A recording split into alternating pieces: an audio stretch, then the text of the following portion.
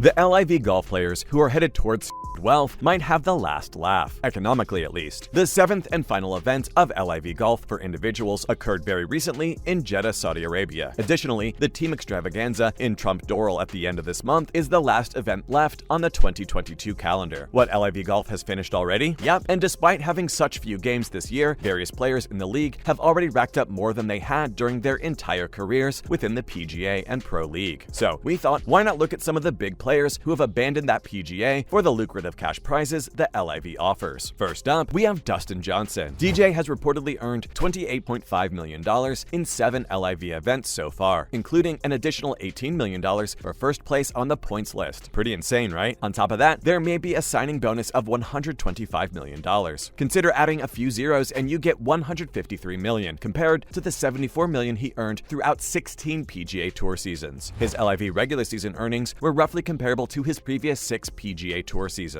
So you can see why so many big players have jumped over to the LIV Tour. Next up, Branden Grace. This South African's lone 62 in a major championship he didn't win was once his most notable accomplishment. However, he may now be more remembered for winning the first LIV competition held in the United States. He is just 34 years old, but his $14.5 million includes an $8 million bonus for coming in second place in points. We also have Peter Uihlein on the list. The only major professional victories for the twice Walker Cup champion were on the Korn Ferry Tour and the Madeira Islands event that was co-hosted by the European Tour and Challenge Tour. To put into perspective, Uihlein participated in 11 major tournaments but never placed in the top 40. He didn't win at LIV. In fact, he fell to Brooks Koepka in a playoff in Jeddah, but he made a lot of money, with $9.8 million, including $4 million for finishing third in points. Next up, Taylor Gooch. The former golfer for Oklahoma State University received criticism for switching leagues and equating the LIV environment with a Ryder Cup, an event he hasn't participated in. He earned $3.3 million,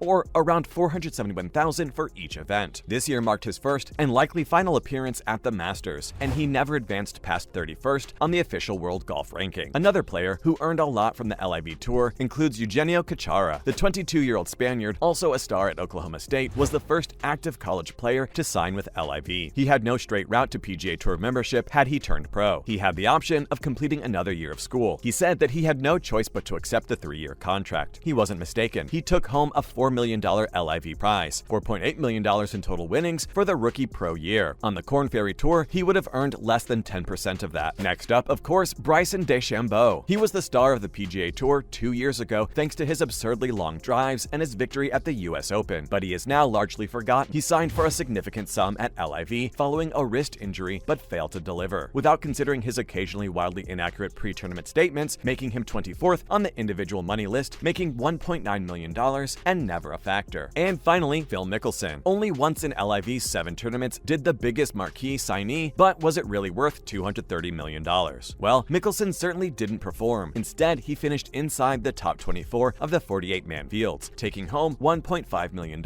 and placing 32nd in individual earnings behind US amateur champ James Piot. The more away Mickelson's 2021 PGA Championship appears, the more incredible it seems. His tough guy anti-PGA Tour rhetoric has been, to put it mildly, odd. Now, in other LIV golf news, using a 7-foot birdie putt on the last hole, Australian Cam Smith defeats Phil Mickelson at the most recent LIV Golf final. After pulling off another huge upset on day 2 of the team championship, Australia's LIV golf players are one step closer to winning the largest cash prize in the sport's history. Punch GC, which comprises of Cameron Smith, Mark Leishman, Matt Jones, and Wade Ornsby, has qualified for the final, in which one of 4 teams will win $16 million, $25 million Australian. The 4 Australians who just advanced to the championship round at Trump National in Florida are each guaranteed at least $1 million, $1.56 million Australian. The 16 participants in the final will each receive $34 million US, with the overall tournament earning $50 million US.